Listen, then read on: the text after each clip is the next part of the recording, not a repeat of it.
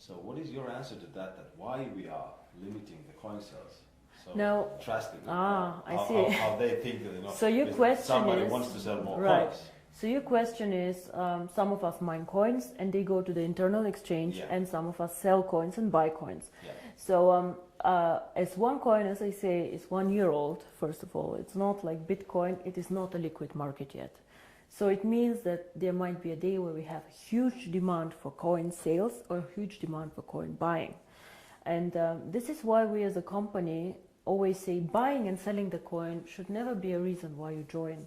The coin actually needs to be used. So we need to have some time, and I say always it's 3 to 5 years until we really manage to have a usability and a liquid market where you can do unlimited sales and buying actually on the market. Until then, Kari, if you do not have limits, for example, what can happen is that one person with a huge sales order or huge buy order can distort the price a lot. And this is what happens to Bitcoin often. I don't know if you see all this going up, down in a very, very big amount. And this is called volatility, and we do not want to have a very big volatility for our coin. People do not understand how it can be that Bitcoin today is worth $500 and tomorrow only 400 within a day. This is very disturbing, and if you are a merchant who takes Bitcoins, you don't want to have this, because you want to be sure that if you take a Bitcoin today, it will not be valued 20% or 30% less tomorrow. Of course, you're very happy if it's valued 30% more, but it goes both sides. Absolutely, yeah. So cryptocurrency is one of the riskiest assets actually out there. High volatility, low liquidity on the markets. So for us to achieve a high liquidity, we need to work first on the value creation of the coin, on the liquidity, and it will take time. So all these people, why we have created this exchange? We have created it so people can learn to trade it, but it's not a self, the idea is not just that we go buy and sell the coin there, but we wait for the usability of the coin. This coin is very, very young.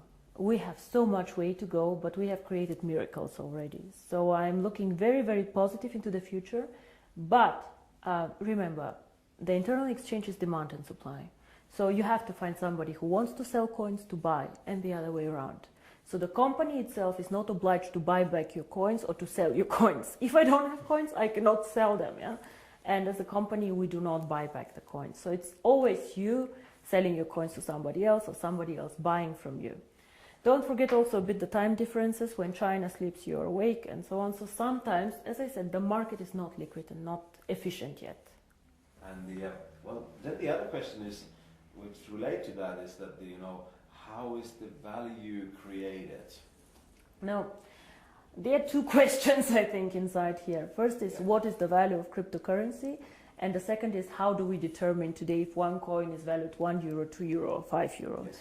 So we have a concept which is called mining difficulty.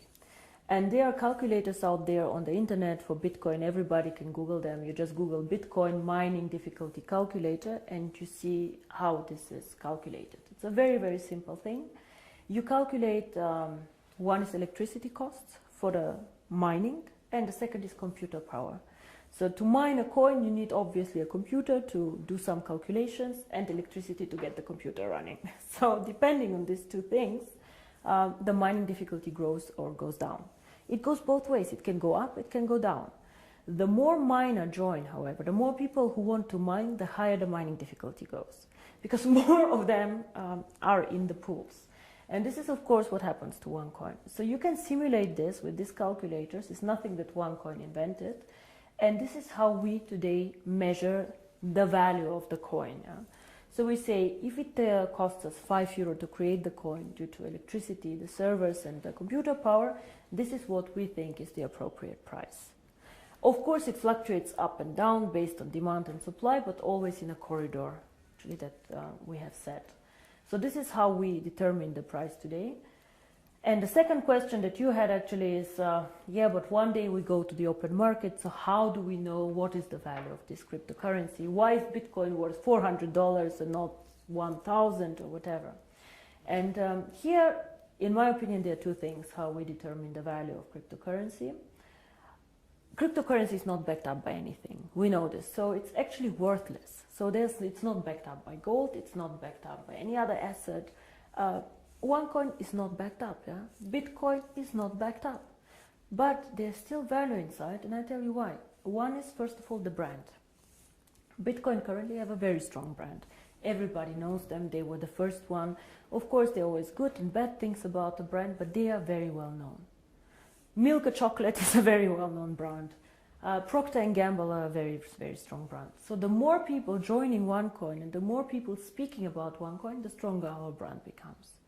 And this, I think, is something that makes us really a family, because if you go in the network marketing approach and go and sell shampoo, it does not make you stronger if somebody on a sideline sells shampoo. Only your downline makes you happy. But here, if another team makes OneCoin popular out there, this makes also your coin stronger and your team stronger. And this is something very, very special about OneCoin, I think. And so the brand. And we have currently about 2 million paid members. In the database, we have over 10 million people who know about OneCoin. So we for sure have more users than Bitcoin, for sure. We are different, we are in a different system, but there are 2 million people who tomorrow could start using the coin if we want to. And this is great. So this is one part of the value, but most people use Bitcoin currently as value storage, like gold. I put it in the safe and I keep it there, which is okay, but a bit of a dangerous concept. Everything that goes up can also go down, and you're not special. You know, and if you're not special, why use OneCoin? Why not use 2 coin, 3 coin, dark coin, or not? So we are probably one of, or probably the only company who focuses so much on usability of cryptocurrency. Why cryptocurrency? How can it change the world? And our 2 slogans are the future of payments or join the financial revolution. We believe that actually cryptocurrency can be a vehicle for money transfers. So for example, as you do Western Union transfers, you can use cryptocurrency to do a transfer. Fast, borderless payments. And there's a huge demand for this. 2 billion of people have no bank account. 2 billion. Of course, we cannot capture all of them. But again, if we capture only 10 million or 100 million people, it's a network. It grows so fast. We see what happened, you know. December 2014, I was sitting at my desk and I had a bet with Per Carlson, who is not here anymore, if we will manage to have 10,000 people. And we did a huge celebration with 10,000 people. Today we have 2 million after 12 months. It is incredible, and this is the network effect. The more people know about OneCoin, the more they will come and the stronger the brand becomes.